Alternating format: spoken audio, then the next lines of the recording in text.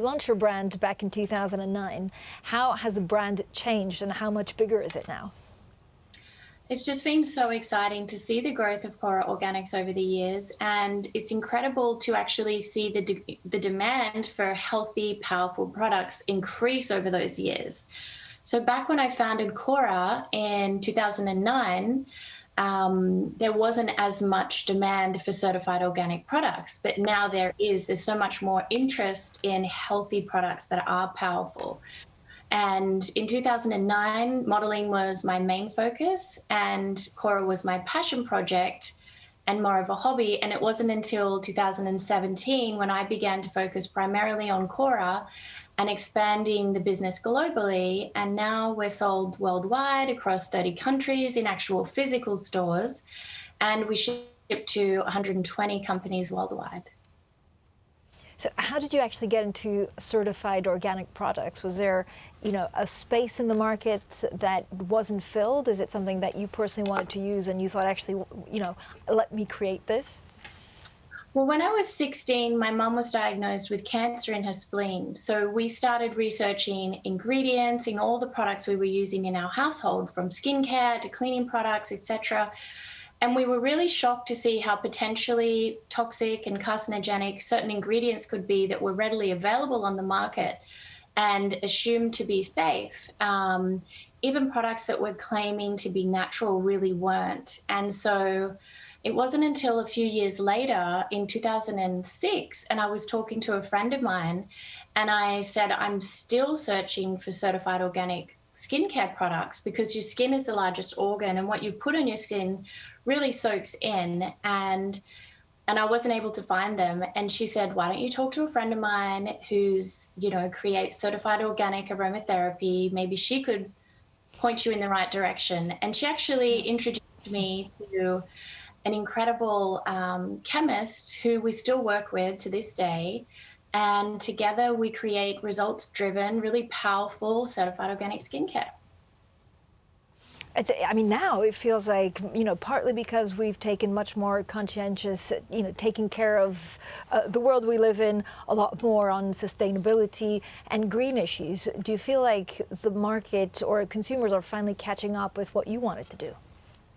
Yeah, so from day one, we've been certified organic, and that was very important to me.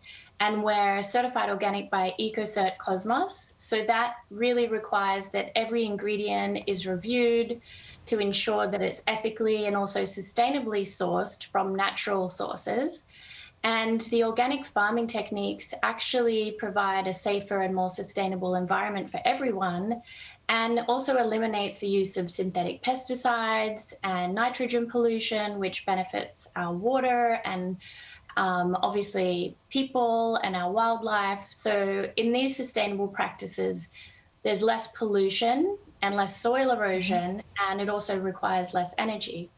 But in addition to that, we have, as a company, committed to become climate neutral for 2021 and beyond. And we're partnering with Climate Neutral, which is a nonprofit organization, which are helping us work toward carbon neutrality. So we offset our carbon footprint annually.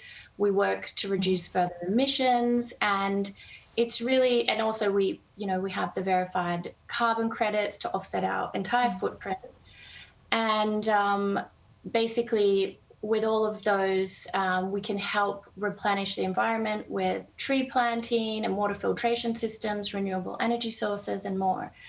And all of our packaging actually is now becoming more environmentally friendly. We've recently just launched glass refillable pods, which means, less waste, better for the environment. So, Miranda, does that make a difference to consumers? Do your customers actually ask you to be even more green than what you are already? Well, actually, it's interesting. They're very receptive to it, but it was something that I was personally passionate about. What do you think will change in the beauty industry? Are we going to see actually more companies towards, green issues and more sustainable? Is that going to change actually the way we shop? I hope so. And 10 years ago when I launched KORA, no one was talking about clean or certified organic products.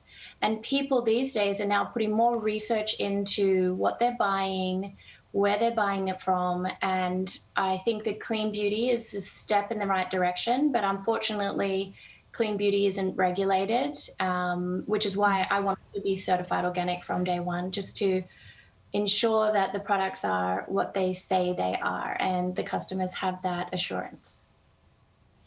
Do you think the industry does need to be regulated? And is that where we're actually heading, to know as a consumer what you're putting on your face and putting on your lips and body? It would be great, and I would love the beauty industry to continue to focus on, more organic ways of living and more organic products, and even just, as you said, being regulated from the clean perspective would be great. But I do think education is important, and educating yourself and reading the ingredients is the first thing and the first step that you can do to make a more conscious choice, because what we do put on our skin sinks in, and it's important to make that conscious choice and that educated choice. I know you're launching new products. Given how far you've come with the company in the last 12 years, what's been your biggest challenge? Is it product launches, so from a concept actually putting it into action and then selling it on shelves, or was it funding? Well, actually, I self-funded the business, so the business is 95% mine, and that was very daunting, putting in all of that money up front. And luckily I was able, I saved my money from my previous profession, and I was able to invest in this company, in something I truly believe in. And I guess the biggest challenge has been building a business from the ground up and learning how to do that along the way. And having the right team around you is so important, and understanding the team's strengths and really encouraging them to focus on their strengths and on their passions. And having the right people around you is so important, because I can't do it alone. I was going to ask you actually, what kind of leader are you? What kind of businesswoman are you? Do you micromanage? Do you empower people? And how have you changed through the years?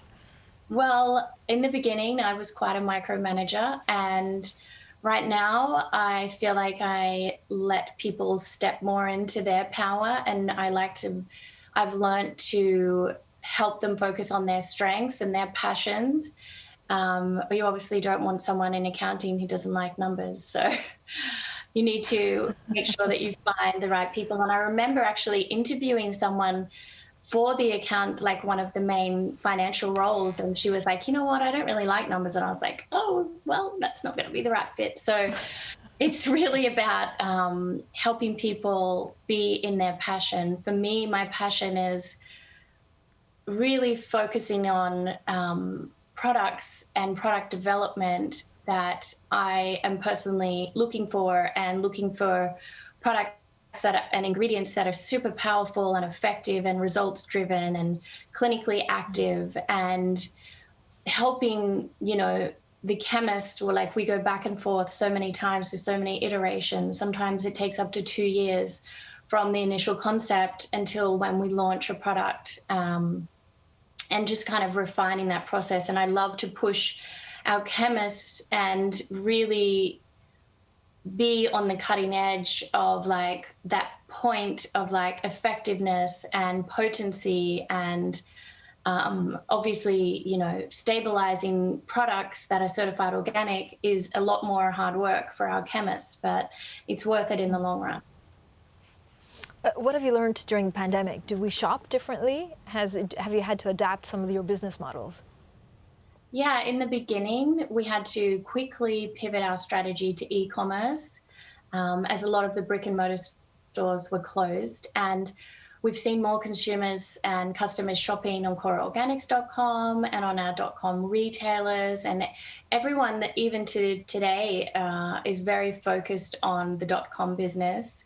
And KORA.com business in 2020 was actually up 75% year on year in North America. Mm-hmm. And, I just feel like also the current sales split is like 40% on KORA.com and 60% with our retail partners. So It's definitely more online, but the stores are slowly opening up around the world, and people are still wanting to have that experience as well. Miranda, what's your biggest hope for the company? So this is probably one of the toughest, decisions for any founder. At some point, do you decide to sell? Do you, how do you raise more funds? How big do you want to be? Like, if I speak to you in 4 or 5 years, how will the company be different then? Well, I really want KORA Organics to become a household name, for people to have that opportunity to use healthy products, healthy and powerful products, and to understand that the two can really work together so well. Like, you can get incredible results for your skin using a pure and healthy certified organic product. And for me, I really feel like it's not just about building a brand for profit. I want to really help educate people and spread the message of self-care, investing in your health, because I really believe strongly that health is wealth. And KORA Organics is really about providing people with healthy, affordable skincare products that give you those results that you need. And my hope is that one day we can become the Estee Lauder of organics, and I can pass the company down to my beautiful children, and the company can hopefully outlive me. What's the best piece of advice you've ever gotten as a businesswoman? And, was there a particularly tough day or a moment where you had to call someone up, a chief executive, and say, how do I deal with this? Well, my husband is someone that I bounce ideas off and all the time. And he's the one that really just said to me, why are you out there focusing on growing other people's companies, like with modeling and whatnot? Why aren't you focusing on your own company? And I said to him, because that requires more money from me. The other companies, I'm actually making money. And he's like, well, you actually need to get the products out there. You need to be able to invest more money so that people can then see your products and see the incredible results that they're giving, and get those results firsthand. So I'm not sure, why you're so afraid, because you have an incredible company with incredible products, and you just have to go for it. And it was his belief in me that really empowered me to go for it and take that leap of faith. And it was scary, and it's been incredible to see the growth once I've actually done that and put my all into it. And he still to this day is obviously just so proud of me doing this and, spending my time growing something that I'm so passionate about.